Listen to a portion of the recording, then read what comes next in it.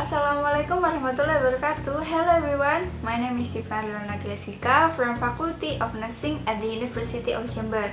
Today I will present a video about how to prepare our kids for the new normal era at school as a counseling assignment for English courses. Now, let's move on to the video. Okay, who here doesn't know what is the new normal? For those who don't know, I will explain it. What is new normal? New normal is a new habit that must be carried out in everyday life to minimize the spread of the virus and minimize the possibility of yourself being exposed to the coronavirus. Okay, beforehand, you must know the signs and symptoms of the disease caused by the coronavirus, or people usually know as COVID-19. There are two signs and symptoms. There is general symptoms and other symptoms. In general, sign and symptom cover first, fever. Fever is a condition when the body temperature increases to more than 38 degrees Celsius. Fever indicates a disease or other condition in the body. Fever generally occurs as a reaction of the immune system to fight a virus. Second is hacking cough, and the third is breathless. In other signs and symptoms cover first, diarrhea, second, dizziness, third, conjunctivitis. Conjunctivitis is red eye caused by inflammation of the membrane that lines the surface of the eyeball and inner eyelid, or conjunctiva of the eye. Fourth is loss of the taste ability.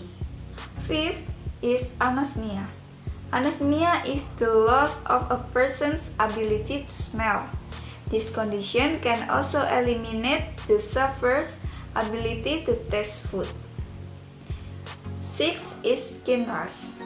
Skin rash in COVID-19 was first reported by a patient in Italy. The rash can appear in the early stage of the disease or during the patient's hospital stay. Uniquely, the skin rash can appear and disappear suddenly. In addition, it looks similar to skin rash in certain types of skin disease such as chickenpox and measles. Okay, if you ask how can you keep your child safe if they are going to school during COVID-19, this is the answer. First is monitor the child health and keep them home from school if they are ill.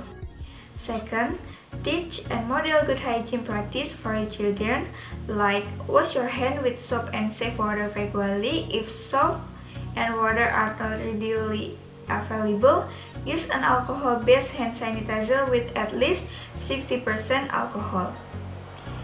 Next, ensure that safe drinking water is available and toilet or latrines are clean and available at home. Next, ensure waste is safely collected, stored, and disposed of. And the last one, cough and sneeze into a tissue or your elbow and avoid touching your face, eyes, mouth, and nose. Next, these are items that you can prepare for your kids to bring to school, including mask, lunchbox, hand sanitizer, soap, mineral water, and tissue.